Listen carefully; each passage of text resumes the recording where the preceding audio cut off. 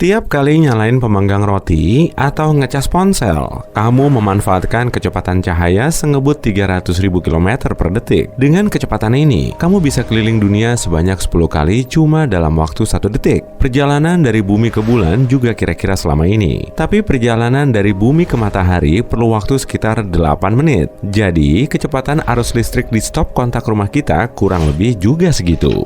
Nah, singkirin dulu buku pelajaran fisika SMA-mu ya. Ternyata, selama ini kamu udah salah kaprah. Kamu masih ingat dengan arus listrik yang dianggap sebagai aliran partikel bermuatan alias elektron kan? Oke, jadi gini, elektron sebetulnya nggak bergerak, dan untuk mengeceknya, kita perlu mengamati konduktor berarus. Gerak elektron sebetulnya mirip banget kayak ombak laut, dan karena saling tarik-menarik, elektron bisa kembali lagi ke posisi semula.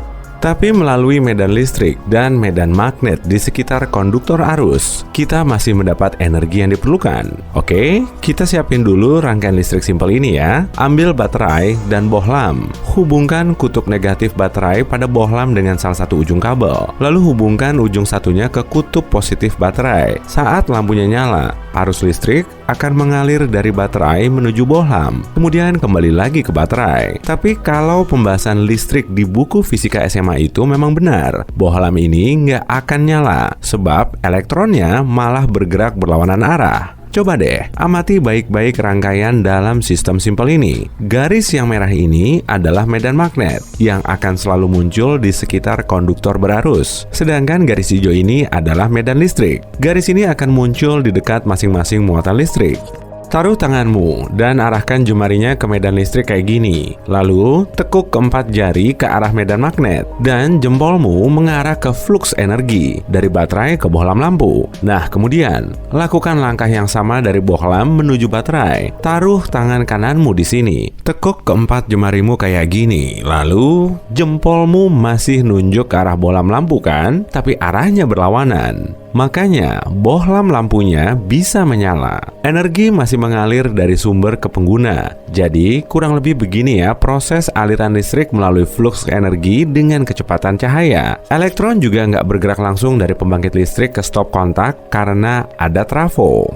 Trafo biasanya berbentuk kotak atau silinder yang terpasang pada saluran listrik. Di dalamnya ada dua kumparan yang nggak saling bersentuhan, dan elektron nggak berpindah tempat ke kumparan lain. Saat arus listrik melewati suatu kumparan, di sekitarnya akan terbentuk medan magnet. Kemudian, terbentuk arus listrik di kumparan lain. Makanya, arus listrik bertegangan tinggi bisa disesuaikan setelah masuk ke stop kontak rumah kita. Nah, alat yang bisa mengubah bentuk energi listrik ini dinamakan dengan trafo. Terus gimana caranya bikin arus listrik dari awal ya? Oke, terlebih dulu kita perlu generator. Meski kelihatannya rumit, kita masih bisa menyederhanakannya kok. Di sini ada magnet dan kumparan. Lalu, kamu cuma perlu menggerakkan magnet di dalam kumparan untuk menghasilkan arus listrik, atau bisa juga dengan menggerakkan kumparannya di sekitar magnet. Sebagian besar energi listrik di seluruh dunia dihasilkan dengan generator kayak gini. Tapi cara menggerakkannya memang bervariasi sih,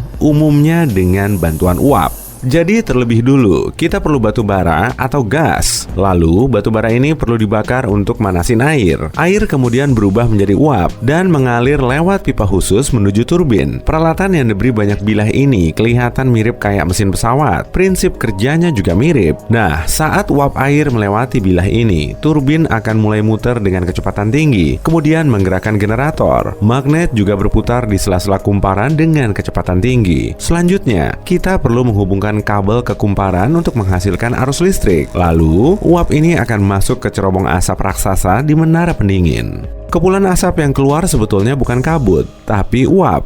Dan biasanya, di dalam menara ini ada hujan buatan. Saat tetesan air bersentuhan dengan pipa pembawa uap panas dari turbin, air hujan mulai menguap, dan uap yang didinginkan di dalam pipa mulai berubah menjadi air. Selanjutnya, air ini akan menguap kemudian memutar turbin, dan prosesnya terus berulang. Pembangkit listrik tenaga nuklir juga menghasilkan uap untuk memutar turbin, tapi pembangkit jenis ini nggak memerlukan bahan bakar karena memanfaatkan energi nuklir. Berbagai unsur berat bisa luruh dalam rangkaian reaksi terkendali, lalu melepaskan banyak energi berupa panas. Panas ini kemudian diakumulasi dan dialirkan ke air. Nah, selanjutnya, air akan berubah menjadi uap, memutar turbin, mengalir ke menara pendingin, dan akhirnya kembali ke reaktor. Semua proses ini perlu dilalui untuk menggerakkan generator. Tapi kita juga punya metode yang lebih ramah lingkungan, yaitu dengan kincir angin. Pembangkit listrik ini memanfaatkan gerakan angin untuk memutar bilah raksasa, hingga generator di dalamnya juga bergerak. Tada! Listriknya udah siap dipakai tuh. Tapi minusnya, metode ini membutuhkan angin yang bergerak stabil. Kalau anginnya nggak bertiup, listriknya bisa-bisa biarpet terus, alias sering mati dan nyala sendiri. Kincir angin sulit dirawat karena petugasnya harus manjat tinggi banget kalau terjadi masalah. Sistem pengereman kincir angin juga bisa rusak dan baling-balingnya bisa muter nggak karuan sampai patah. Sebagai alternatif, kita bisa menggunakan pembangkit listrik tenaga air. Jadi, kita perlu aliran air deras yang biasanya berasal dari sungai alami. Tapi dalam beberapa contoh, bisa juga menggunakan air terjun buatan seperti bendungan Hoover. Energi potensial air di bagian atas reservoir sangat melimpah, dan saat bendungannya ngebuka, air deras ini akan mengalir lewat terowongan. Kemudian, turbin bisa menghasilkan listrik yang dialirkan ke masyarakat. Nah, selanjutnya, air tadi bisa terus mengalir menuju sungai. Pembangkit listrik tenaga air juga bisa beroperasi tanpa sungai besar kayak gitu kalau di dalamnya ada pasokan air yang mencukupi. Saat tarif listrik lebih murah di malam hari, pompa mulai mindahin air melalui pipa menuju reservoir di puncak gunung. Sedangkan di siang hari, masyarakat lebih banyak beraktivitas dan mengonsumsi banyak listrik. Maka, katup penyedia listrik juga lebih dibuka. Air mengalir ke reservoir di bagian bawah lalu menggerakkan turbin dan menghasilkan listrik. Kita juga bisa menghasilkan listrik tanpa turbin dan generator. Misalnya dengan panel surya. Sel surya di dalam panel bisa mengubah sinar matahari menjadi energi listrik. Plusnya lagi, metode ini juga ramah lingkungan dan nggak perlu bahan bakar. Tapi cara ini cuma bisa diterapkan di tempat yang cukup terik. Menurutmu, sumber energi listrik mana aja nih yang udah kita gunakan? Hampir semuanya udah kita cobain secara bersamaan. Sistem penyedia energi listrik menjadi bagian dari jaringan yang luas. Di rumahmu pasti ada banyak colokan dan peralatan listrik kan? Kalau mau bikin roti bakar, tinggal colok ke stop kontak aja. Oke, kita perkecil gambarnya ya. Listrik di kota besar juga kurang lebih sama. Untuk mendapatkan listrik, kita perlu terhubung ke jaringan penyedia energi listrik.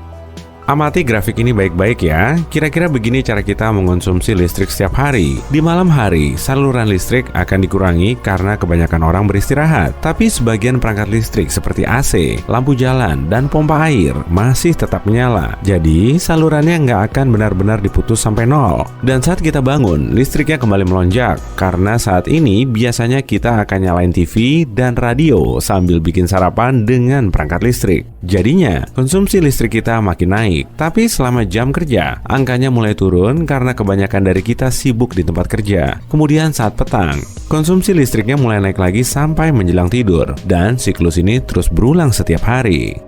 Coba kita amati grafiknya selama seminggu ya. Kalau bagian bawah grafik ini diwarnai kayak gini, kita akan tahu total konsumsi listrik yang diperlukan selama ini. Pembangkit listrik tenaga nuklir beroperasi setiap hari dan mampu menghasilkan listrik yang stabil. Peranannya sangat penting dalam sistem perkotaan. Ada juga pembangkit listrik tenaga batu bara. Bersama dengan pembangkit listrik tenaga nuklir, sumber ini bisa menghasilkan listrik yang kita perlukan dalam level minimum. Lalu, ada pembangkit listrik tenaga angin dan tenaga surya. Untuk memenuhi kebutuhan listrik saat terjadi lonjakan konsumsi di pagi dan sore hari. Ada pembangkit listrik dengan bahan bakar gas dan tenaga air. Saat konsumsi listrik melonjak, energi listrik harus segera didapat. Padahal, pembangkit listrik tenaga nuklir perlu waktu sampai sehari full cuma untuk dinyalain, kemudian dimatiin lagi. Pembangkit listrik berbasis batu bara juga perlu waktu yang lama sebelum suhunya benar-benar pas. Nah, solusinya adalah pembangkit listrik tenaga gas, karena metode ini mampu menghasilkan listrik cuma dalam hitungan menit.